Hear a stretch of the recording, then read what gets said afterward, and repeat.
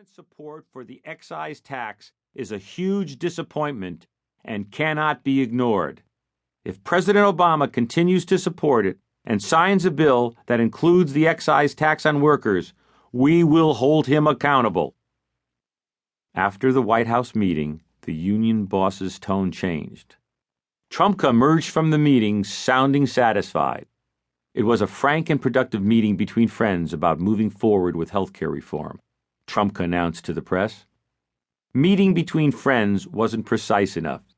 It was really a meeting between our country's elected leader and the union officials who got him into office and who hold him accountable, his shadow bosses. The White House meeting was closed to the press and even to the White House staff. Obama, as a candidate, had promised that all healthcare negotiations would be broadcast on C-SPAN in an open forum. Obama, as president, broke his promise of transparency to satisfy the union's demands out of the public eye and to get Obamacare enacted. 2 days after meeting with Obama, the union bosses met with Vice President Joe Biden and Secretary of Health and Human Services Kathleen Sebelius to hammer out details of the deal. When the meeting ended, the Obama administration announced that it would give labor unions a 7-year moratorium on taxing Cadillac plans. It was a victory for the unions, but not for the taxpayers, who are stuck paying an additional $120 billion for this concession to the unions, on top of the other costs of Obamacare.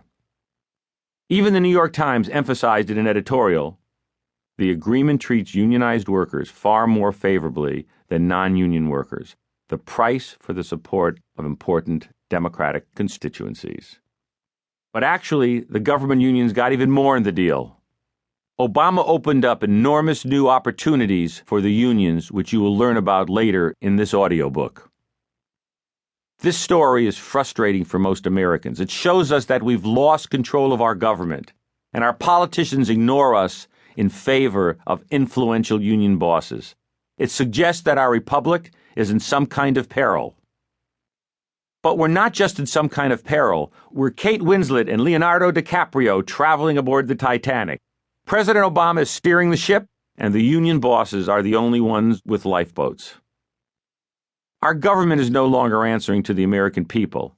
It has new masters. Behind taxpayers' backs, our country is controlled by a group of movers and shakers who manipulate the system for their own advantage. These are the heads of the government employee unions, the shadow bosses. What is a shadow boss?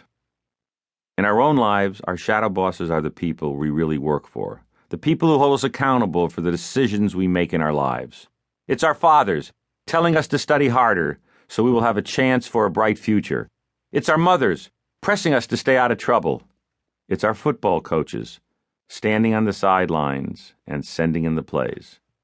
For some of us, God is our shadow boss, giving us a plan for action we ought to take and consequences if we don't.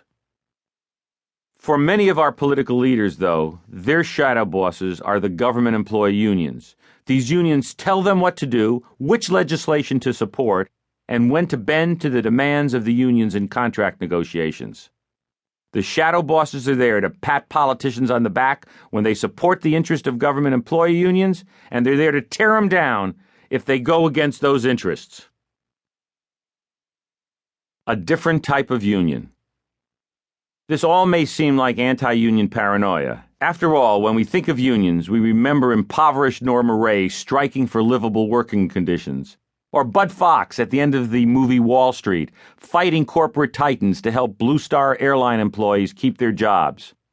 We may think of coal miners fighting for safer working conditions so they can avoid black lung, and of ladies' garment workers demanding improvements to their sweatshop working environments. Government employee unions, which the unions themselves usually call public sector unions or public worker unions, aren't those kind of unions. Government employee unions remind us more of Norma Ray's bosses than Norma Ray. They make us think more about Gordon Gekko than the employees of Blue Star Airlines. These unions act more like bosses of government employees than their representatives.